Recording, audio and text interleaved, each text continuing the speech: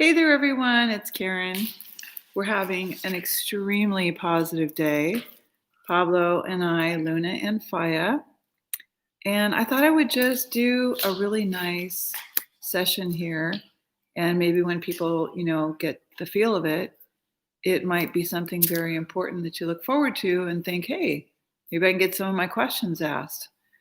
So we had a beautiful day. Move this light here just a little bit. There we go. Get out of the way just a little. That's better. I think it's better. Yeah. I got a new hat today and I really like it. And also this muffler, which is just fabulous. Wow. I feel like I really just was very fortunate. We went to Petco, not PetSmart, right? Yeah, Petco. And we got some Dogs Well treats with the green lip mussel, and also some of the Vitality and some of the dog treats that are really with very few ingredients, real ingredients. Some of them had zinc in them and things like that. And Mama got something which I'm going to recommend, which is I like to get oat milk on occasion. I used to get almond milk for years and years when I would go through a drive-through like this. This is Caribou Coffee. And right, Luna, you want to say hi? Maybe. Okay. My suggestion is that if you go through a drive-through, you can ask for a steamer. And when you get a steamer, you can ask for almond, soy, or what I've got here is a steamer with oat milk. And then I asked them, because nutmeg is a tonic, I said, do you have real nutmeg, like the spice or, the powdered spice, instead of just like the syrupy pumps that they pump in? And they did. So I asked for an oat milk steamer, so a warmed up oat milk with a little bit of like a latte foam on the top, and some nutmeg, some cinnamon, and just a little bit of honey. I didn't want it too sweet. Hey guys, come on. So everyone's busy over here while Mom is right, Fire. You guys say hi. All right, here we go. Don't come over and start. Yeah, my little tiny dog here. My little tiny companion Fire. So getting a steamer, a steamed milk, and adding some flavors that you like that are not syrupy pumps is kind of a really cool alternative. I felt really blessed today because I was gifted this hat and also this beautiful muffler warmer.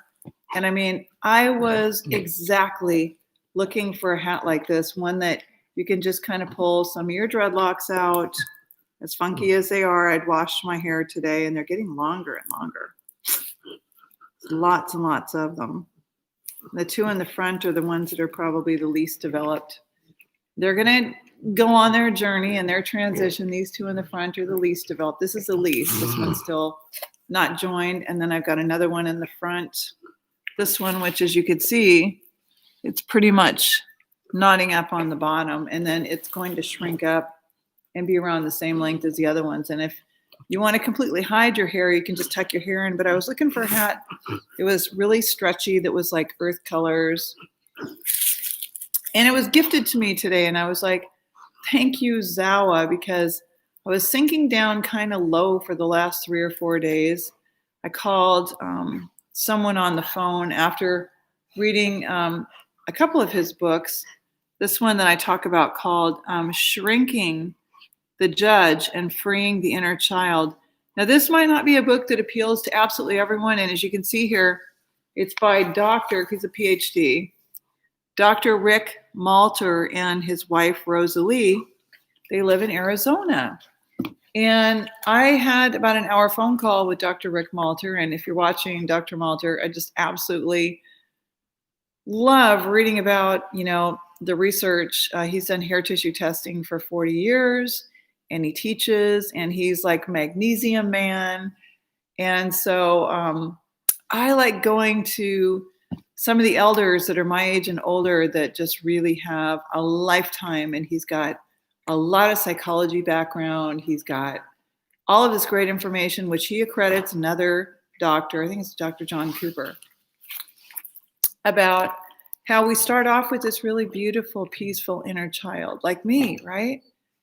And then these traumatic things happen to us as children. They happen to our brain from some of the medical procedures that I've talked about before. And I've promised myself to tone it down a little bit and keep working on softening because of this trauma that's in all of us. And so I'm just being fully candid, no rehearsing, no going in there and putting makeup on and contour and fillers and, getting my teeth bleached. I'm just real. Okay. Oh, bless up. Good to see you, Whitney.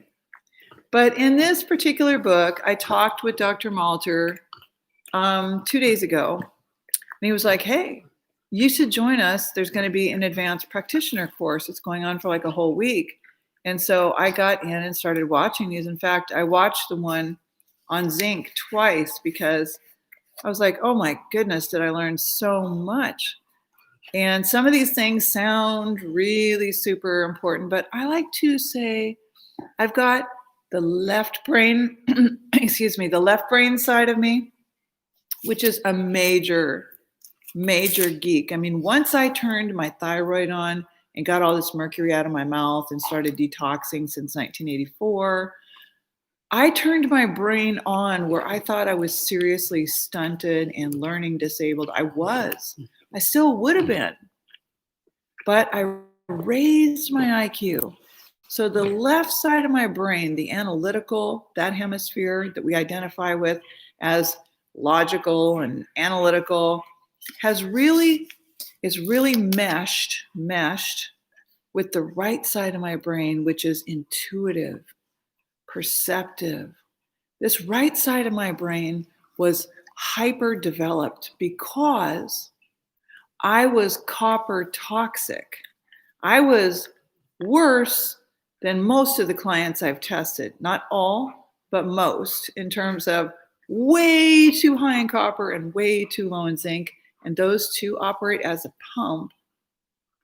And therein, what happened is I had all this information and I was intuitive, but it was way too spacey. It wasn't grounded enough. The left side wasn't like, let me deliver it to the logical people who want the logical stuff, And so then, of course, I look like a creative type, right? Are you a hippie? Are you a this? Are you a that? And finally, I'm like, no, damn it, I'm a shaman, And so if we go too far in the copper, next thing you know, we're diagnosed with bipolar, schizophrenia, mood disorders. We're just way too out there. We're too crazy. You got to take us with a grain of salt. So hair tissue testing really turned my life around where I had fine-tuned a lot, but there was still a ways to go. And I started doing my son's hair tissue testing in 2017. It's 2020 as I'm doing this video, in case you're watching this later. And I learned a lot, and I learned a lot as he went through a course of addiction from first prescription drugs, opiates, onto opioids, synthetic opiates that are being sold like heroin and fentanyl, the 14 analogs of fentanyl and other variations of what we call street drugs. So when people are mobilizing and excreting and there's trauma, the kind of trauma I started off this video with that we all have, from the medical procedures to injuring the brain to, I told you to shut up, go sit down, to a bully of a sister or brother or a bully of a teacher or Sunday school teacher or a bully of a pastor, or dad came home and dad was hypothyroid for so long, now he was hyperthyroid and he had trauma and he didn't mean to be mean. He didn't mean to go into rage or blind rage. He didn't mean to go into alcoholism. But he got there and it affected you. Okay. And so hearing hundreds of stories, wanting to hear them, wanting to compassionately connect is something more than a psychologist. It's something more than I just do hair tissue testing.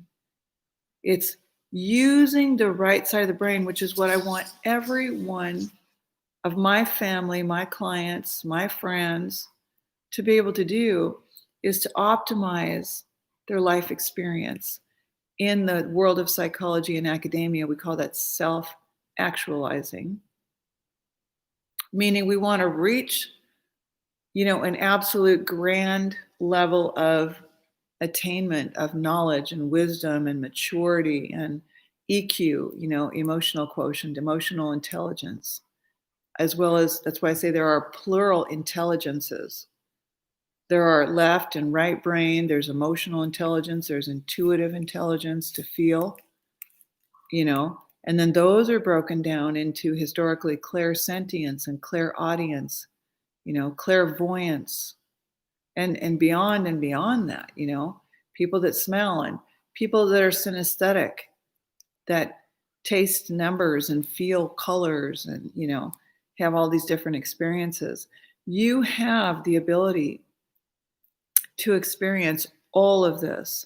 There is no such thing as an empath. Okay.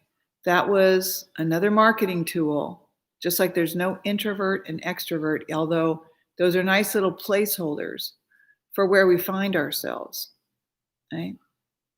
I was an ENFJ, if I remember it correctly, when I took the Myers-Briggs test. And that's a great learning tool, but no one is absolutely static. No one stays, or they shouldn't stay the same their entire life, right? I mean, I've opened up and explored my right brain and gotten very creative with foods and gotten creative with taking pictures of the foods and gotten creative with the babies here, Mr. Pablo, who's obsessed with Luna right now temporarily, right? Pablo's going to be a daddy. He's going to be a daddy for the first time, right, Pablo? With a Chihuahua Pomeranian, little girl named Zoe is what we think. So Zoe was over here visiting, and Pablo had his first experience. So yeah, go sit down there with Luna if you want. Do you have any questions? Because what I'm going to start, I believe what I'm going to start with tomorrow is really introducing the absolute basics about hair tissue testing. Okay. If you knew that it has now taken me several years of digging through the books by Dr. Watts and digging through the books by another chemistry PhD, that I've got two of them over here that are stapled out of someone's garage, and other books by doctors written, they've been deceased for a very long time, decades now, whenever I find them. And reading from Dr. Malter and reading from all these different doctors and going on and reading from doctors that also developed supplements and doctors that developed ionic trace minerals, and calling those places on the phone, like I called Dr. Malter, and he called me back the other night and said, "Hey, you're going to miss the show. It's at 8:00 Eastern time." And I'm like, "Oh, I'm on it right now. I'm definitely on it right this minute." I hope that what you're seeing with me is that I'm regenerating. I had really folded eyelids. I had very, very dark circles under my eyes. My skin tone was extremely uneven and very ruddy in places. My right foot had a very cracking heel. The skin was so rough, it was hard to even put socks on. All my cuticles were in really, really bad shape, not just because I needed a manicure or a pedicure, but because I was in rough shape. I couldn't sleep at night. I couldn't lie flat. I was pissing myself every single day while I was awake and while I tried to lay down and go to sleep. I was coughing and hacking and using controlled coughing. And I was in such a deep state of grief and degeneration that I believe with my whole heart that I was in congestive heart disease. I carefully studied what I thought might either be pneumonia, chronic bronchitis, COPD, or any number of things. And when I looked at it and studied it and thought about it for a very long time, I was quite sure that with the mind-body component of feeling my feelings personally, 2016, 17, 18, and 19 until 10/29 of 19, finding my son dead on the floor, were almost like I'd been thrust into a role play, an RPG, like a RuneScape type of a game. And I was a player on there that just kind of didn't get any reprieve. I didn't like get any chance to just go lay down and rest or not much. And spit out of the game, almost like being written into the movie Inkheart.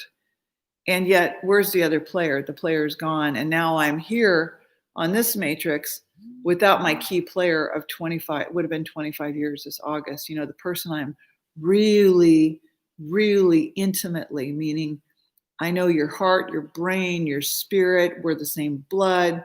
You know, we both communicate with ease. You're my best friend now that you're a young adult, and he's gone.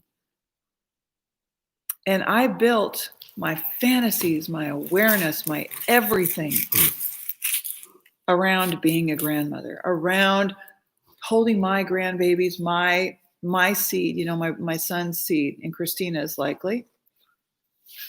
And, you know, my apron on and making food and eventually having a little place where, you know, they could run over grandma, you know, and hi, can't wait to see you guys. And, you know, we're going to go to the park and do this because, you know, grandma has typically a lot of energy. Right now, grandma looks really worn out, but grandma typically has a lot of energy. So, well, Bob, you can get back over here with grandma in the arms if you want to. All right. So when some of your hopes and dreams are dashed, you know, when you have miscarriages like I had, when you lose a child, when you lose a home, when you lose a business, when you lose financial scores and credit scores because you have to file a bankruptcy because your child is going to come first, or likely it will, it did for me. It's almost more than a human can handle. And especially if you don't have what I had growing up my whole life, which was mom and dad and grandparents on both sides and aunts and uncles and cousins and a big family that came over every Sunday, and we got together largely at our house. And it was the larger home, and it was where everybody kind of gathered at least once a week and had food together and smiled, and the children all played outside. And I long for that. I long for that. And so my work, my passion, my motivation has been, how do we get it? So get life back on track again. So that instead of us thinking about all the questions like I get on Quora, and every day it's anywhere from 15 minutes to about 2 hours that I put in looking at each person's question, which comes as an individual email to me on one of my email accounts. So I go through 2 email accounts, I look at my Facebook messages, and I try to say, wait a minute, you also need to wake up and just think about your dreams and visions and not jump right away to that, you know. Think about your dreams and visions. Be with the dogs for a minute. Sometimes they need to go out right away. I've got to walk them out on a leash now instead of open a back door. And so we want our lives to be present and joyful. And we, with all the things that we have to do, from filtering the water, and like today, this morning, this rise, I was adding new Sarah filters to my water base unit that I've got. And if you're interested, I can tell you where I got that, because it is a great price. And it does filter out fluoride, and they do filter out heavy metals, and it does clean the water, and it looks just like a Berkey. And from what I have found so far, it's better than a Berkey. So, and the price is a fraction of the Berkey.